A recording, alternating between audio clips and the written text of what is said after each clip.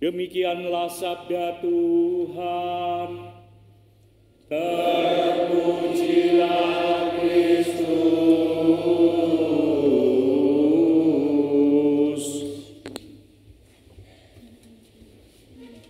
Allah adalah kasih. Karena itu kita diminta untuk menjadi duta-duta kasih Allah.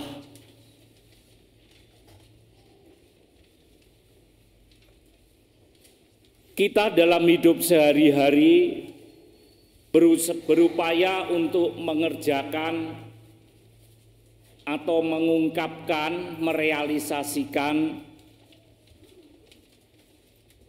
kasih itu sendiri. Karena itu banyak dari kita dikatakan orang lain, orang Kristen itu loh sukanya berbuat kasih. Ya saya sih cuma apa iyo? Itu artinya bahwa apakah identik? Ya saya kira orang Kristen buat kasih sih. Ya.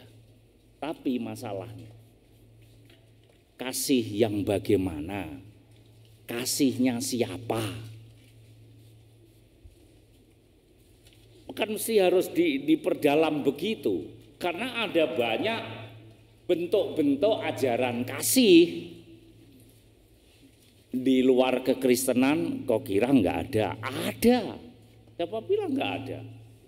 Jadi kurang setuju sih saya kalau dikatakan orang Kristen itu loh pasti mengasihi.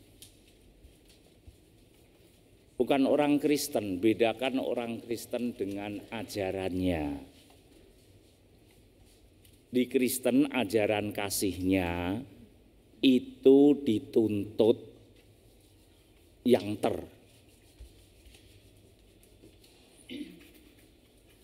Ada banyak orang mengungkapkan bentuk-bentuk ungkapan kasih itu. Macam-macam lah, tapi apakah benar?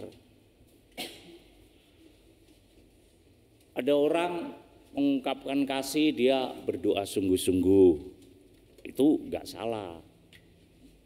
Ada orang di dalam gereja, dia sibuk main handphone, ya enggak apa-apa, itu bentuk kasih kok. Cuma kasih yang bagaimana, kan begitu. Itu apa enggak kasih? Kasih lah menurut saya, tapi kasih yang bagaimana? Karena kasih itu ada tingkatan-tingkatan, dan kasih yang diajarkan Allah itu kasih yang level tingkat tinggi. Nah itu yang dikehendaki Yesus. Apakah itu enggak kasih di ajaran lain misalnya? Kalau kamu dipukul, kamu boleh balas pukul. Itu enggak kasih tak? Kasihlah. Tapi kalau di-grade-kan, grade-nya berapa itu?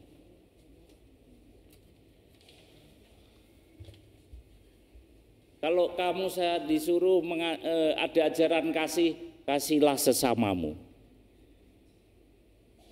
Itu kan ajaran kasih. Tapi ada ajaran kasih lain, kasihlah musuh-musuhmu. Ayo, apa itu enggak kasih? Kasihlah. Jangan menyepesifikan diri bahwa kasihku paling. Kasih yang diberikan diajarkan oleh Yesus itu adalah satu, pertama kasih dari Allah Bapanya. Bukan kasih dari dunia ini. Bukan kasih yang ada di dalam hukum orang Yahudi. Kasih orang Yahudi kan mata ganti mata, gigi ganti gigi. Artinya apa itu? Kalau matamu dicubles, ya, enggak boleh kamu bunuh. Karena apa? Lah kamu kan cuma dicubles matane. Kamu boleh balas kalau kamu juga cubles mata. Itu namanya setara. Bukan enggak boleh lebih tinggi. Tapi ada orang cubles matane membunuh, iku kasih, tapi kasih level paling bawah. Jangan kita mengklaim kasih-kasih gitu. Tapi hari ini kita mendengar bagaimana kasih yang versi atau made in begitu ya. Buatan Allah itu kasihnya yang bagaimana. Maka dikatakan Yesus Allah adalah kasih. Dalam amanat perpisahannya, dia pertama mengambil seperti Bapa mengasihi aku, demikian juga aku telah mengasihi kamu. Dia selalu melibatkan Allah Bapanya. Aku tidak akan mengasihi Bapa karena aku tahu bahwa Bapa lebih dahulu mengasihi aku. Karena itu sama, seperti Bapa mengasihi aku, maka juga aku mengasihi Bapa. Begitu juga kalau kamu mau mengasihi apa yang aku ajarkan, dasarnya adalah karena Bapa lebih dulu mengasihi aku.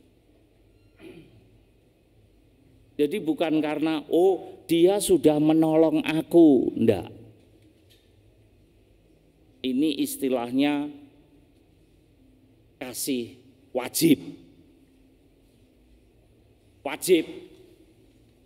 Berarti kalau ada wajib, ada tidak wajib, gitu aja lah gampangannya ya. Kalau ada wajib, tidak ada wajib. Kalau orang lain punya pengertian satu wajib, satu sunnah, kan gitu. Enggak suka kita melakukan apapun itu karena wajib dan tidak wajib. Saya enggak begitu senang. Hari Minggu orang Katolik harus ke gereja, hukumnya wajib. Wajib. Kalau tidak hari Minggu berarti saya tanya, hari Minggu orang Katolik harus ke gereja, hukumnya kalau tidak hari Minggu tidak wajib.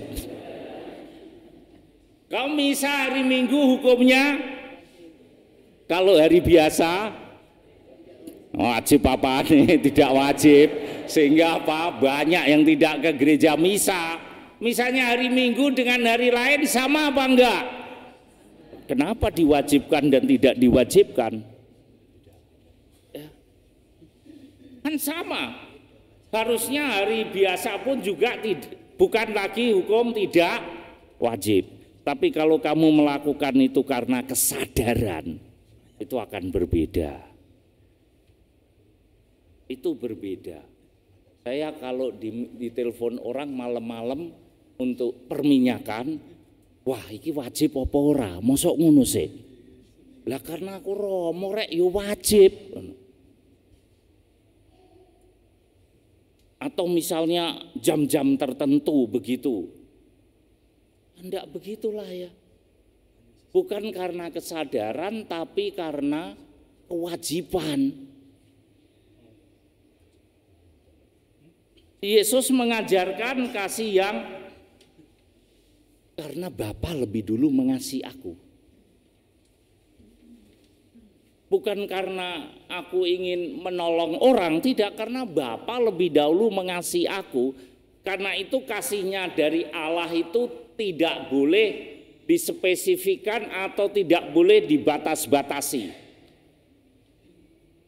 Tidak boleh. Karena itu dia menghancurkan hukum lama, mata ganti mata, gigi ganti gigi, dihapus sama dia. Karena ini kasih Allah tidak seperti itu. Dalam bacaan pertama tadi ditujukan dengan jelas, yaitu orang yang dikasihi Allah dan diselamatkan, dia harus disunat. Harus disunat. Sementara Paulus bertemu dengan Cornelius, itu bagi orang Yahudi Cornelius itu kafir. Karena apa? Tidak disunat, itu kafir. Tapi orang-orang di situ tahu bahwa Cornelius banyak melakukan, banyak berbuat kasih, berbuat baik, berbuat benar. Hanya gara-gara dia tidak disunat, maka dia kafir. Lalu Paulus dihadapkan pada dia ingin dibaptis. Gak bisa, ya istilahnya apa? Ya dia ingin disunat. Enggak perlu. Sunat adalah baptis lahiriah. Syarat menjadi orang Yahudi supaya diselamatkan, kamu harus disunat lahiriah. Ketika Kristus datang, kasihnya jauh mengatasi itu. Sunat rohani, bukan sunat fisik lagi, nggak ada gunanya. Artinya apa? Bertobatlah. Kalau dulu kamu bertobat di sini itu bukan soal dia dari berbuat jahat menjadi baik. Cornelius itu sudah buat baik dari awal. Apa yang mau diubah dari dia? Dia sudah berbuat baik, berbuat benar. Yang diubah adalah itu tadi, dia tidak tahu kasihnya dari siapa, dari Allah yang mana. Maka pertobatan pertama-tama adalah bukan soal perubahan fisik, tapi perubahan spiritual dari Allah yang tidak benar, dia mengenal Allah yang benar. Dari Allah yang satu dia mengenal Allah yang Esa. Romo satu dengan Esa itu beda-beda. Esa itu bukan satu, Esa itu kesatuan. Karena ketika kita membatasi Allah satu itu berarti Allah kan terbatas. Sementara Allah itu tidak terbatas. Maka dia dikatakan kesatuan, Allah yang Esa. Dari dulu dia menyembah-nyembah dewa, patung-patung. Sekarang dia mau mengenal Allah yang benar. Itu pertobatan yang pertama. Jadi bukan soal disunat atau tidak. Emang kalau Anda disunat terus dulu dari Allah yang kurang benar terus Anda mengenal Allah yang benar? Enggak.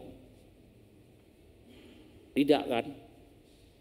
Tapi di sunat rohani kan di situ ada.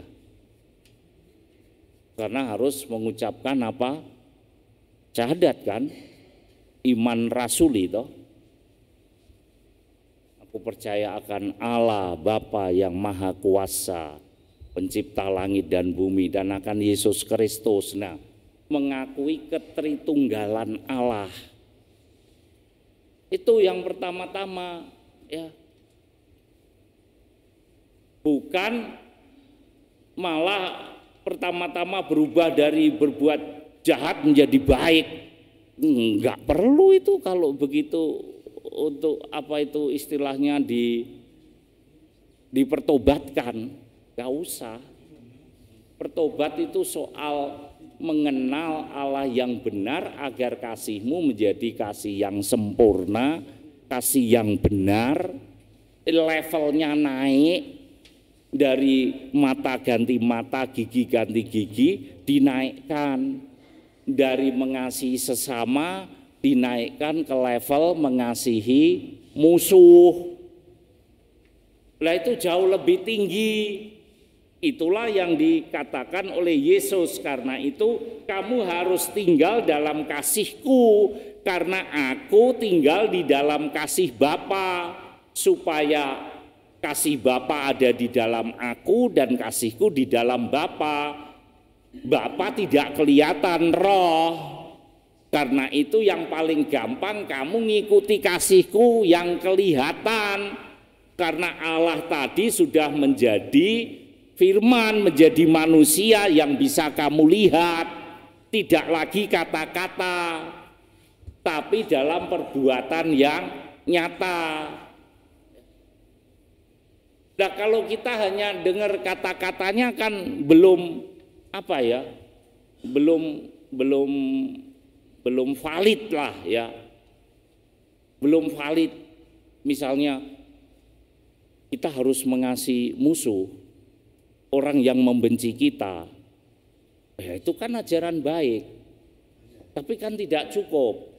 Jajal sih, suatu saat orang yang mengatakan tadi dimusuhi orang, dibenci, terus dia ganti benci, nah nggak cocok loh sama perkataannya yang tadi. Nah karena itu Yesus mau menyatakan kasih Allah yang Allah Bapakku yang seperti ini, kamu sulit. Karena apa? Mana prakteknya? Nah ini kamu lihat kasihku aja. Karena aku bisa menunjukkan. Dan benar, banyak sekali Yesus melakukan itu. Bagaimana ketika dalam saat-saat kematiannya, itu kan musuh-musuh Yesus yang menangkap dia, menganiaya dia, dan kemudian yang terjadi apa? Yesus berkata, Bapa ampunilah mereka, sebab mereka tidak tahu apa yang mereka perbuat.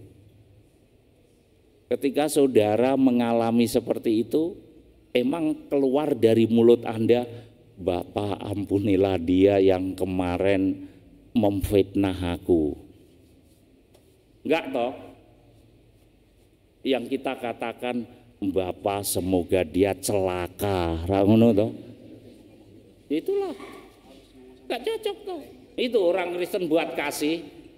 Enggak, ajarannya iya.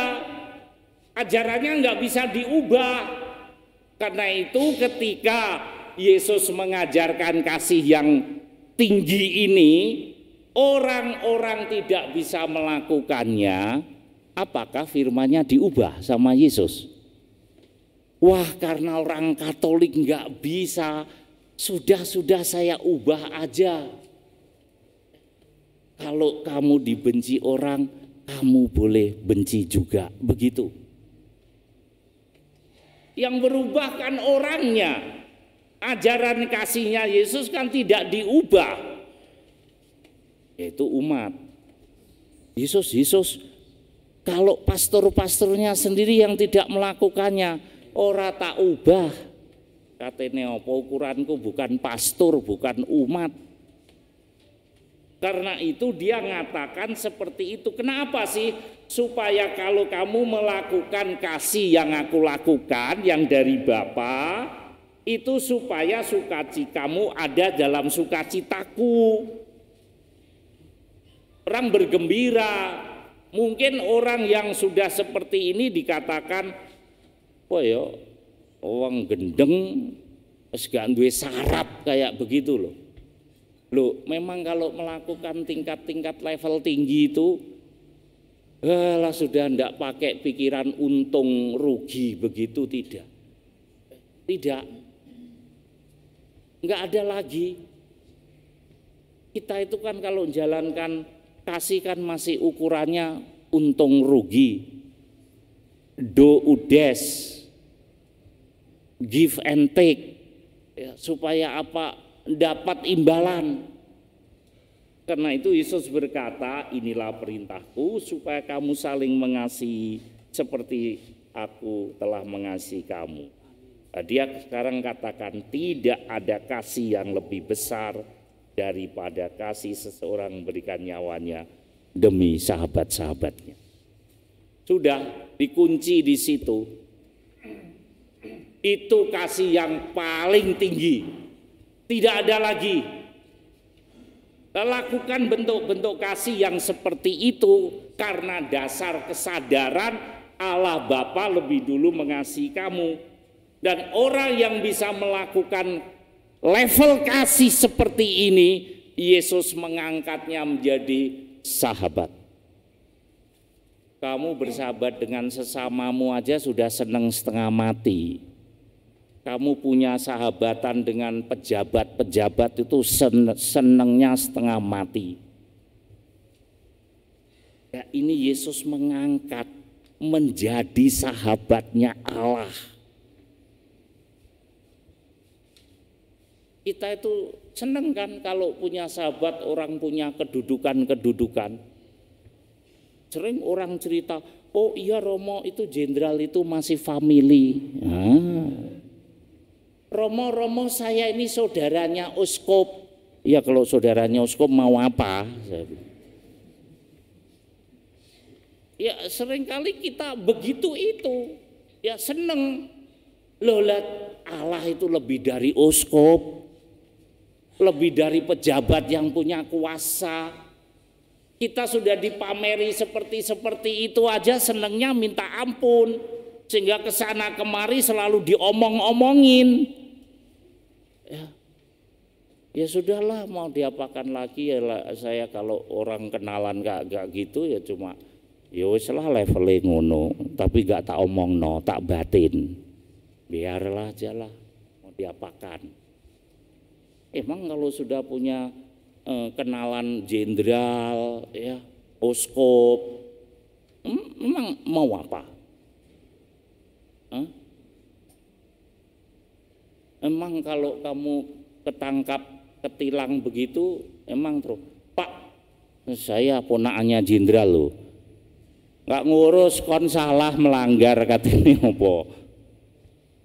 Nggak ada urusannya.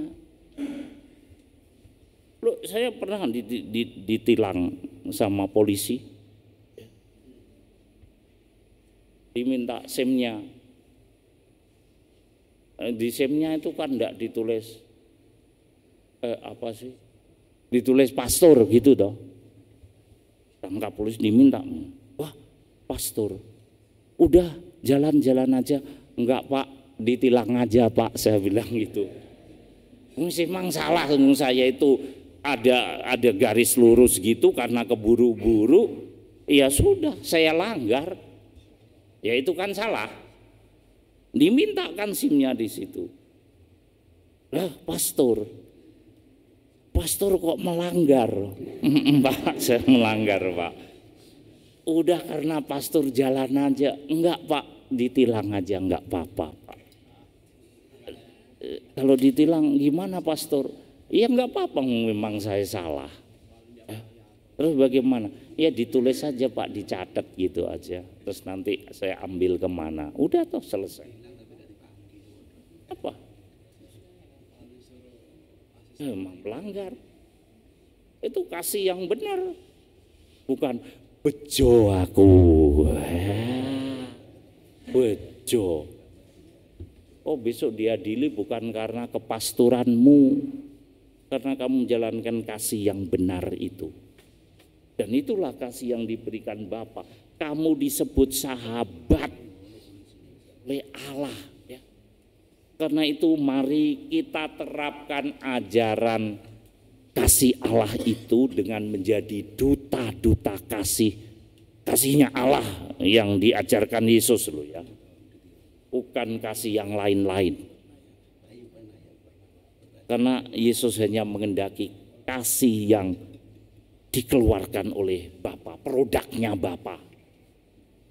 Bukan kalau kamu masih melakukan kasih-kasih yang bukan produk Bapa, yaitu terserah pilihan Anda. Tapi aku menghendaki kasih dari Bapakku, itulah yang kamu lakukan supaya kamu ada dalam sukacitaku. Karena itu Yesus mengakhiri, inilah perintahku kepadamu, kasihlah seorang terhadap yang lain. Tidak ada bumbu suku, tidak ada hitungan untung rugi, tidak ada itu kasih wajib, kasih sunnah, ya, tidak ada. Itu kasih karena kepada temanku, kepada orang yang membenciku, berlatihlah dengan melakukan kasih yang mungkin dalam hidup saudara Anda pernah dimusuhi, dibenci orang. Cobalah lakukan kasih Yesus, balas dengan kebaikan. Suatu saat dia akan malu sendiri. Kalau enggak Romo, yo gak duwe kemaluan, ngono ae lah. Gampang aja, sederhana aja. Karena kasih Yesus adalah kasih yang ingin menyelamatkan, bukan kasih yang mencari untung. Mari kita bersatu dengan kasih Yesus yang adalah kasih dari Allah Bapanya, sehingga kita benar-benar mau menjadi duta-duta kasih Allah yang diajarkan Yesus Kristus, Tuhan Allah dan Juru Selamat kita. Amin.